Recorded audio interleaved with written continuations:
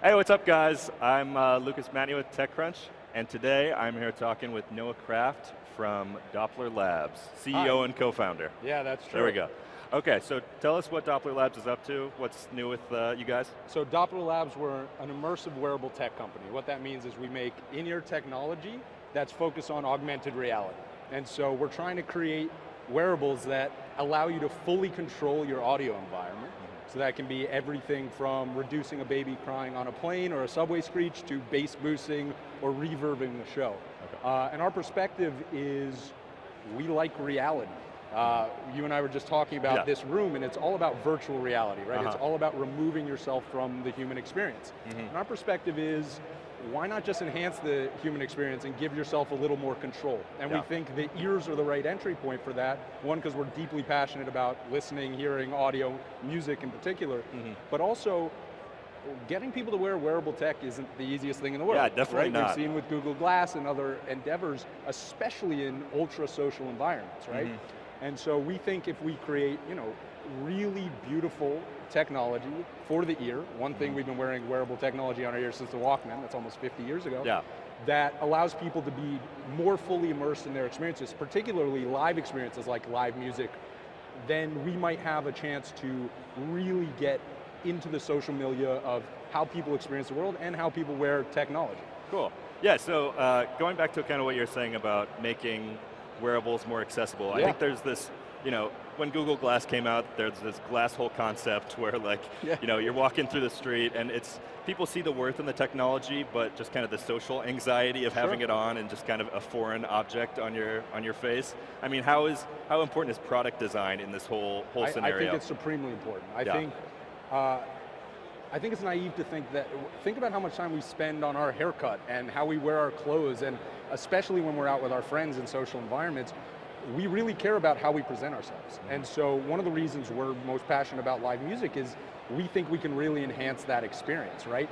For a certain demographic of people, giving control like a mixing board to your ears is a really fun thing, and we're not trying to think, we do not have any, we're self-aware that that's not a use case for everyone, but we believe that really getting people to wear wearable tech proudly is a big part of the hump to actually getting full adoption. And our stated mission of a company is to put a computer speaker and mic in everybody's ear, but I think one of the things that gives us a competitive advantage is we're really meticulous about making sure that that technology not only is functionally sophisticated. We have a super team. I have one of the Nest Acoustic guys, and I have the guy who ran product at Nike Fuel Band. Like, the tech has to speak for itself, but simultaneously, like the Google Glass tech was incredible, but the problem was people weren't comfortable wearing it. And so we really try and parallel process those two things and say, this is something you should wear proudly, not something you should hide or something you should feel socially stigmatized with. Yeah, so who's the guy who's in the concert with the earbuds in? Like, what's your ideal customer look like? So this first run is limited run, and we were able to bring in an incredible group of investors. When are these coming, by the way? So they'll be in market in December. We start on Kickstarter, so that community's been amazing. They've given us incredible feedback, really amazing perspective, but they have helped us really define some of these feature sets. Like, one of the things we're aiming to do is, since a lot of the people who joined us in Kickstarter are super audiophiles, we have these buttons that allow you to do some pretty cool stuff. You can echo your world, you can reverb your world. With one button you can go to Carnegie Hall just by literally making it so that acoustical environment. And that transportative nature we find really fun, but one of the things they came back to us with is, we actually want more tools. We want to be able to affect how much reverb, because that actually has a real effect of how we hear the world. So it's a long-winded way of saying, the ideal customer for us to start isn't even a customer. It's someone who is so deeply passionate about music that they've contacted us to be part of this wait list, to be part of this beta program where they go out in the world and really give us feedback about what they like and what they don't. So it's really, for you to like this first product, you need to understand what EQ is. You need to understand the basic functions, and you really need to be a discerning music consumer who really cares about how they hear a concert, right? And that is a niche demographic, but we've found it's a very passionate one, and musicians have freaked out when they've tried this product, which is fun. Totally. So as a product that appeals mainly to audiophiles, as you kind of you're having some issues with your headset.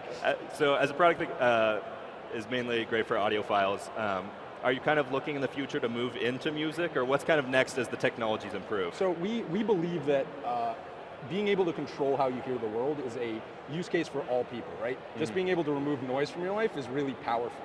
But I do not think someone can want to buy a product just because they can reduce the baby crying on the plane. I might be totally wrong, and that would be fantastic. Yeah. But we are hedging in the perspective that, one, we need to make this, one of the biggest things of this first thing is we need it so people are really comfortable wearing something in their ears in a live environment. And so we're really landing this idea of earbuds as an augmented reality device, as something that's really about listening. And then we're going to keep adding functionality to make it more and more useful on the day-to-day to the average consumer. And our vision of the future is a world where every audio experience, whether it's a live listening experience or just walking down the street, is perfect. There's no reason it shouldn't be. You should be able to walk down the street and not have an ambulance tear your head off, right? You should be able to walk into a restaurant and be able to hear the person across from you without ambient, and that's a really difficult problem, but we're really excited about solving it. You should be able to get on that airplane, and our technology should be able to note you're on an airplane, and this is the right EQ for that. We're going to remove some engine, we're going to remove the baby crying, but I could sit here and just rap quixotic about all these use cases. What we said is, look, let's get something really right first. Let's make sure this product's zero latency. That's huge. When you put it in your ears, it's like hearing the world just as it is. 2, let's make sure it's in a small form factor. And 3, to start, let's make sure when you go to a live music experience, it's totally transformative. And we've achieved that, and we're deeply proud of that, but it's just the beginning. Okay, so quick rundown. What's your battery life? This is coming in December. What are some quick facts that we need to know about this? So battery life is 4 to 6 hours in the buds, but it comes with a carrying case that gives you 2 full additional charges. So the whole idea is put this thing in your pocket, go for 16 to 18 hours without blinking. You'll have to put it in, but when you go to the bathroom or when you go get food at a concert or a festival, that's really the idea. It'll be available in December. First, we'll ship to our Kickstarter community because they were there first. Second, we'll give it to our network of influencers because we really want their feedback, but also to really make sure it gets into the zeitgeist. And then third, we are opening up a wait list so that people in that last kind of amount of units, people can come join us if they're deeply passionate about this and get one of these first units and be part of this initial program, which we're calling Here Pioneer, that really allows you to be kind of part of this first movement. Yeah, awesome. Hey, well, it's great chatting with you, Noah. Really nice chatting with you. Thank you so much. Thanks. Okay.